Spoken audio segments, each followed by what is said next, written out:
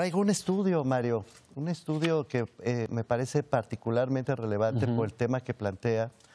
Es algo que, a propósito de Edna Jaime, que la veo ahora también en pantalla como coordinadora de este grupo de la Comisión de Selección, que se va a encargar de, a su vez, elegida al Comité de Participación Ciudadana del Sistema Nacional Anticorrupción. Edna Jaime preside México Evalúa.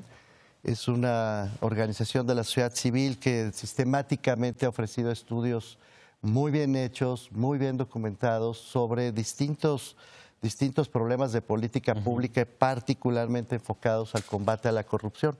Y en abril del 2016, es la fecha de la edición, empezó a circular un poquitito después, publicaron la métrica de transparencia de la obra pública. Y hablar de corrupción y de obra pública es hablar del centro de cómo se nos va el dinero en las empresas fantasma, en los amigos, y por eso este estudio me parece relevante. A ver, ¿qué es lo que mide y qué es lo que plantea? Es muy relevante, Mario. Este lo trabajaron Mariana Campos, que es una especialista de fusta en estos temas, muy admirada, muy querida, junto con Esther Ongay y Osvaldo Landaverde. Son los autores de esta metodología y de esta métrica de transparencia de la obra pública.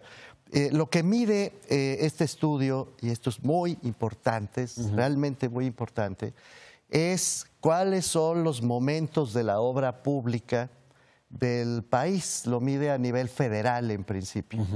Y lo que establecen son 64 momentos, 64 episodios a través de los cuales tiene que transcurrir la contratación de obras públicas, en donde se va aproximadamente, querido Mario, un 20% del gasto público neto total del país. Total. En promedio, en los últimos 10 años ha variado, pero en promedio estamos hablando de 18 puntos. Que es altísimo.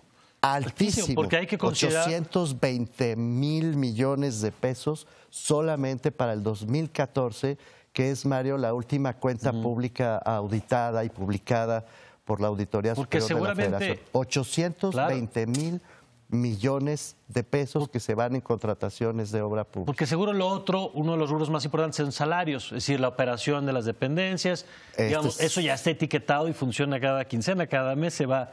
Pero esta es la clave, porque aquí es donde o los impuestos se traducen en obras que nos benefician o en negocios para alguien. Pues se traducen mucho en negocios y por lo pronto, por lo menos cabe sospechar, sin duda se traduce en negocios, pero también se traduce en tomar dinero de las obras públicas, Mario, para trasladarlo a las campañas electorales, se traduce para hacer pequeños fondos privados que en realidad tienen propósitos políticos, pero también y sobre todo se traduce en el enriquecimiento de personas a través del gasto público. Fíjate, solamente para 2014, entre 1999 y 2010, nos dice este estudio, en 80 proyectos llevados a cabo de manera emblemática por la Auditoría Superior de la Federación, que revisó la Auditoría Superior de la Federación, hubo un incremento de precios de 36.3% al precio originalmente contratado, un tercio más de precios durante la ejecución de las obras públicas revisadas, y el tiempo de entrega para acabar con la deshonestidad. La corrupción es sobre todo un problema de sistemas de administración pública y de la ausencia que todavía tenemos en el país de un derecho a una buena administración. ¿Qué quiere decir esto en términos llanos? Quiere decir que los procedimientos que deben seguirse para contratar una obra pública, te recuerdo que estamos hablando en promedio del 20% del gasto público neto que hace este país. Estamos hablando de casi 5 puntos del Producto Interno Bruto.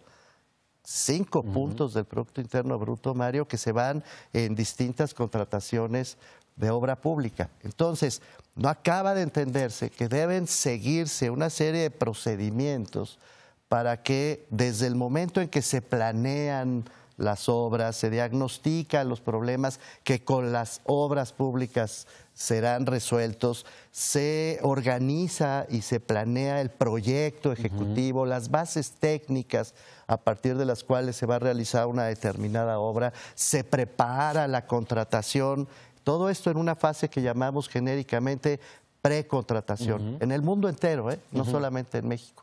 Después hay que ir a la contratación, hay que emitir convocatorias, hay que evaluar las proposiciones que las distintas empresas formulan, hay que emitir un fallo, hay que decidir incluso, Mario, si se va a hacer la obra pública a través de un proceso de contratación mediante licitación pública, que es de lo que estoy hablando ahora, o si de plano se van a hacer adjudicaciones directas. Debo decirte que de nuevo para la misma fecha ya auditada de 2014, solo por darte una idea, por adjudicación directa se entregaron 3.164 millones de pesos, es decir, que no pasaron, dineros que no pasaron por estos procesos de administración pública, sino que se los dieron directamente a una determinada empresa para que realizara esas obras. Luego está el otro mecanismo, que es invitar a 3 empresas, no abrir una convocatoria, sino invitar a 3 empresas para que una de ellas sea seleccionada, pero por invitación. Y lamentablemente, Mario, hay una cantidad también muy grande de recursos que se va por la vía de la invitación a 3 empresas, se dice a 3 personas morales para participar en estos procesos. El otro mecanismo es el de la licitación abierta.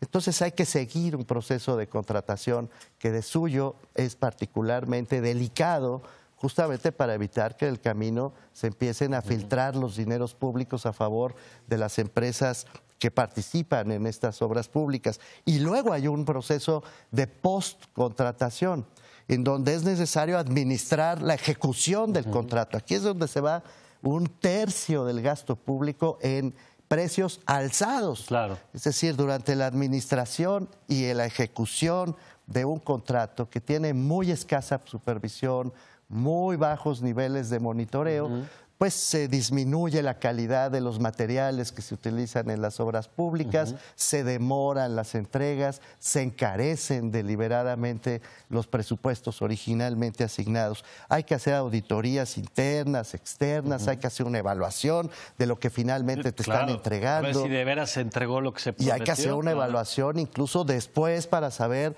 si efectivamente están funcionando las cosas. Bueno, Mario, en una nuez, lo que hizo México Evalúa fue revisar las 3 fases, precontratación, contratación y postcontratación, revisando los 64 momentos a través de los cuales debe pasar una buena administración de la obra pública. Y no te sorprenderá saber que al asignarle una calificación binaria, existe el documento, se puede acceder a ese documento, es realmente accesible, pero en cada uno de los casos a través de una matriz, digamos, que estudia de un lado los momentos de la precontratación, la contratación, la postcontratación, y del otro lado la existencia de los documentos, el control de calidad, si está siguiendo las mejores prácticas, la accesibilidad, la disponibilidad de estos documentos. No te sorprenderá saber que en promedio, en precontratación de 10 puntos posibles, necesarios, incluso exigibles, si hubiera un derecho a la buena administración en este país, que no lo hay, pues lo que tenemos es una calificación de 3.3.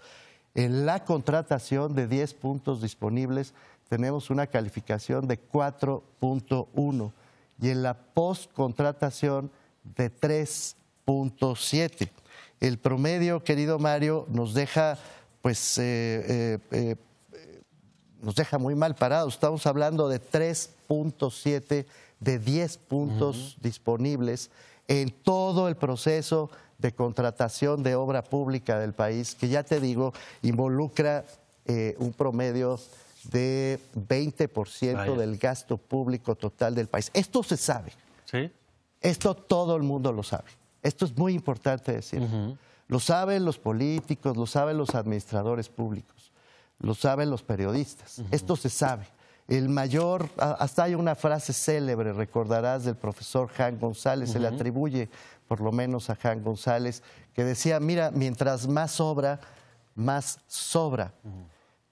porque saben perfectamente que la medida en que se hagan más obras públicas, claro, tomando en con cuenta estas irregularidades las y lagunas, deficiencias claro, de administración, la falta de mecanismos de monitoreo, insisto, 3.7 de calificación sobre 10 puntos, no 10 puntos como óptimo, Mario, sino 10 puntos exigibles claro, para que haya un verdadero proceso transparente, honesto de contratación de obras públicas. 3.7 es lo que tiene este país y aún sabiéndolo, todos los que participan en el sector público con niveles decisivos, bueno, pues hacen obras realmente con una gran alegría. No es de sorprender claro, que seamos un país muy exitoso en materia de hacer obras públicas porque les deja mucho dinero.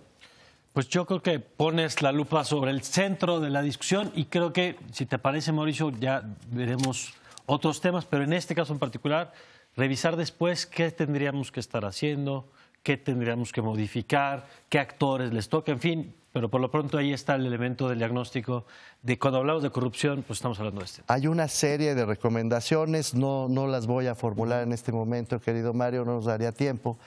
Y sé que tienes una importante entrevista después de esta conversación, pero te puedo asegurar, y este es el mensaje que me gustaría dejar sobre la mesa, que quienes opinan que se pueden resolver los problemas de la corrupción solo como un acto mágico de voluntad política, o poniendo a este o aquel político a gobernar, están diciendo una mentira flagrante, incluso ofensiva a la inteligencia de la sociedad mexicana. Yo creo que queda muy claro con esto que nos acabas de presentar. No es un tema de santidades. Así es. Gracias, Mauricio. Gracias.